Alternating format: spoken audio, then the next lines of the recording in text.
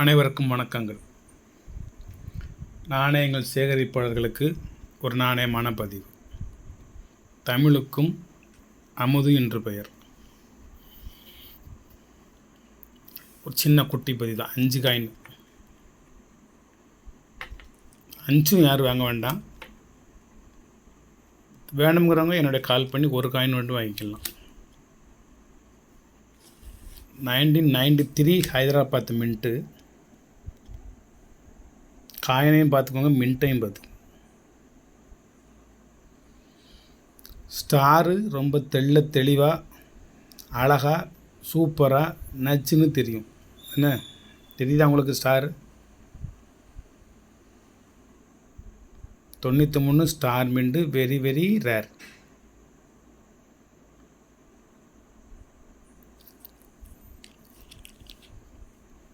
Hyderabad mint 93 1993.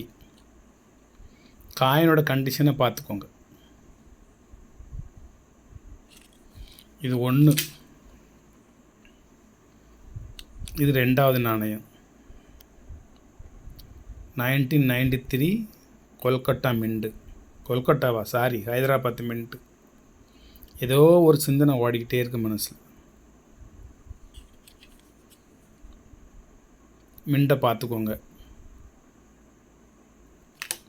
இது first காமிச்ச coin.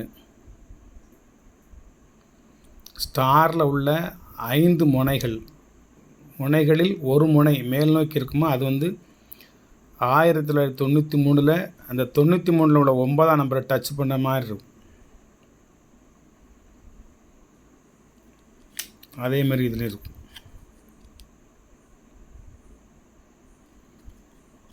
நிறைய டூப்ளிகேட் நானே அடிக்க ஆரம்பிச்சிட்டாங்க. பெற்ற தாயை தவிர அத்தனையும் டூப்ளிகேட் வாங்கிடலாம். எதையும் விலை கொடுத்து வாங்கிடலாம். தாயை மட்டும்தான் வாங்க முடியாது. இது 3வது காயின்.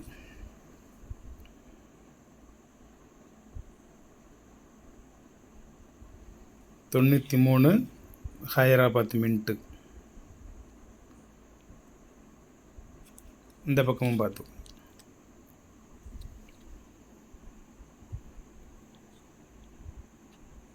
எவ்வளோ கண்டிஷனாக இருக்குன்னு பார்த்துக்கணும் நீங்கள். 4வது நாணயம்.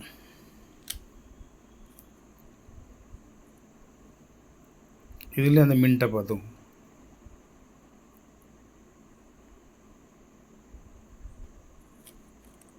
உள்ள காயின் இப்படி திரும்பி கிடக்கு. இதனுடைய கண்டிஷனையும் பார்த்துக்கோங்க. 3 குவாடு இருக்குது.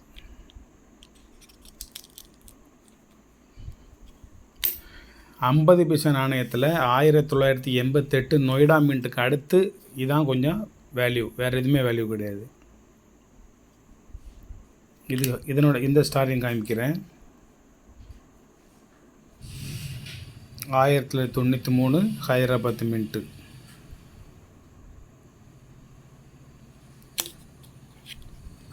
இதனுடைய கண்டிஷனையும் பார்த்துக்கோங்க. ஸ்டாரையும் பார்த்துக்கோங்க. இந்த பக்கம் திருப்பி காமிக்கிறேன். இதனுடைய கண்டிஷனை பார்த்துக்கோங்க. அங்கிட்ட லேஸாக புள்ளியாக இருக்கும்.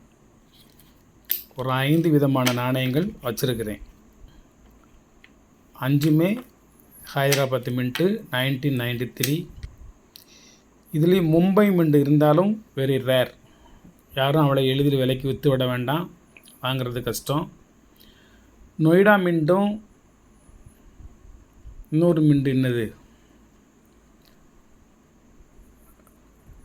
Hyderabad rare, Mumbai rare. இன்னொன்று நொய்டாவும் கொல்கட்டாவும். அதுவும் நார்மல் காயின். நார்மல் காயினாக இருந்தாலும் அது 50 ரூபா 60 ரூபாய்க்கு போகும். இது கொஞ்சம் rate costly. Rare coin collect பண்ணுறவங்க இதை வாங்கி வச்சுக்கலாம். இதை இன்வெஸ்ட் பண்ணுறவங்க இதை நீங்கள் வாங்கி வச்சுக்கலாம். இது தங்க காசு மாதிரி. என்றைக்காக இருந்தாலும் உங்களுக்கு இது பொற்காசுகள் தான். நன்றி. சப்ஸ்கிரைப் பண்ணுங்கள், ஷேர் பண்ணுங்கள், லைக் பண்ணுங்கள், கமெண்ட் பண்ணுங்கள். நமக்கு என்ன ஒரு கெட்ட பழக்கம்னா, எதுலேயும் முழு ஈடுபாட்டோடு இறங்குவேன். தாமரை இலை தண்ணீர் போல பட்டும் படாமலும் தொட்டும் தொடாமலும் இருந்துவிட்டு போவதற்கு எனக்கு தெரியாது.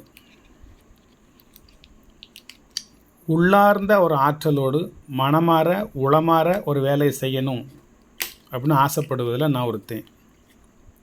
நேர்மையாக இருக்கணும். இந்த பிஸ்னஸ் ட்ராக்டிக்ஸ்லாம் யாரும் செய்யக்கூடாது. எனக்கு தெரியும், தெரியாதெல்லாம் கிடையாது.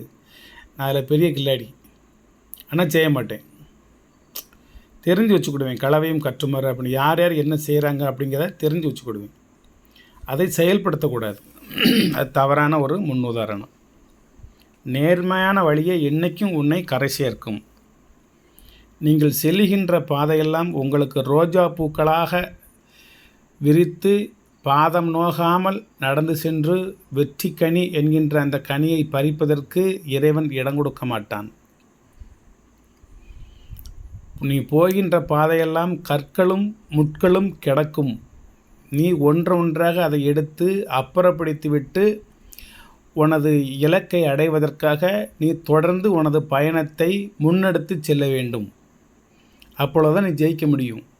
கல் கிடக்கு, முள் கிடக்கு, வேலி இருக்குது, தண்ணி குட்டை கிடக்கு அப்படிலாம் நீ யோசிச்சுக்கிட்டு இருந்தேன்னா உன்னோட எல்லையை நீ போய் அடைய முடியாது. பாதியிலே நீ திரும்பி வந்துடுவே. அரைக்கிணறு தாண்டினதாகத்தான் அர்த்தம். நீ போகின்ற பாதையெல்லாம் உனக்கு ரோஜா பூக்கள் விரித்திருக்க மாட்டார்கள். கற்களும் முட்களும் நிறைய கிடக்கும். அதையெல்லாம் அப்புறப்படுத்தி விட்டு தான் நீங்கள் வெற்றிக்கனியை பறிக்க இயலும். யாரோட பாதையவும் பின்பற்றி செல்லாதீர்கள். ஒவ்வொருத்தரும் செல்கின்ற பாதையெல்லாம் நல்ல பாதை என்று நம்பிவிடாதீர்கள். உங்களுக்கு என்று ஒரு பாதையை நீங்கள் அமைத்து கொள்ளுங்கள். உங்களுக்கு என்ற ஒரு பாதையை நீங்கள் வகுத்து கொள்ளுங்கள். பாதையே கிடைக்கவில்லையா? நல்ல வழி, நேர்மையான வழி எதை நோக்கி இருக்கின்றதோ அதை நோக்கி சென்று கொண்டே இருங்கள். அந்த வழியே ஒரு பாதையாக அமைந்துவிடும்.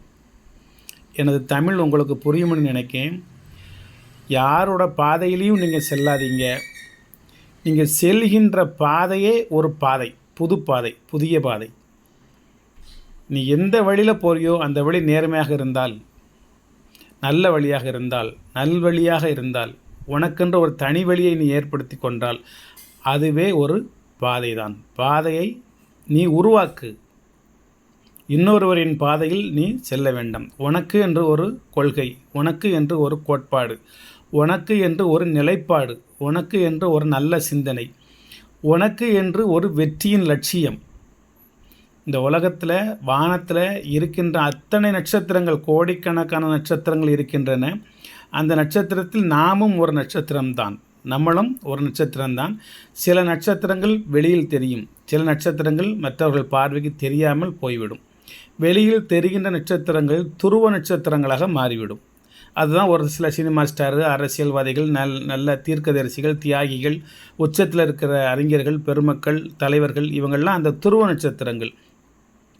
நீ ஆயிரக்கணக்கான, லட்சக்கணக்கான, கோடிக்கணக்கான நட்சத்திரங்களில் ஒருவனாக இருந்து விடாதே. வெளியில் தெரியக்கூடிய துருவ நட்சத்திரத்தில் நீ ஒரு நட்சத்திரமாக விளங்குவதற்கு முயல்வாயாக. ஏதாவது புத்தகத்தை பார்த்து பேசிக்கிட்டு இருக்கோம்னு நினைக்காதீங்க. மனசில் உள்ளதை அப்படியே உங்கள்கிட்ட பேசிக்கிட்டு இருக்கேன். கடைசியாக நான் சொன்ன பாயிண்ட் புரிஞ்சிச்சா? கோடியில் ஒரு நட்சத்திரமாக நீயும் இருந்து விட்டு மறைந்து விடாதே. வெளிக்கொண்டு வர உனது திறமைகளையும் முயற்சிகளையும் வெளிக்கொண்டு வா. கோடிக்கணக்கான நட்சத்திரங்களில் ஒரு சில நட்சத்திரங்கள் துருவ நட்சத்திரமாக மக்களின் பார்வைக்கு படுகின்றதல்லவா? அதுபோல் நீயும் ஒரு துருவ நட்சத்திரமாக மாறி உலக தலைவர்களில் ஒருவனாக விளங்கு. உலக பெருமக்களில், உலக அறிஞர்களில், உலகில் தலை சிறந்தவர்களில், உலக பேரறிஞர்களில், உலக தத்துவ ஞானிகளில், இவர்களில் ஒருவனாக நீ விளங்கு. அதற்கு முயற்சி செய். முயற்சியை மட்டும் கைவிட்டு விடாது.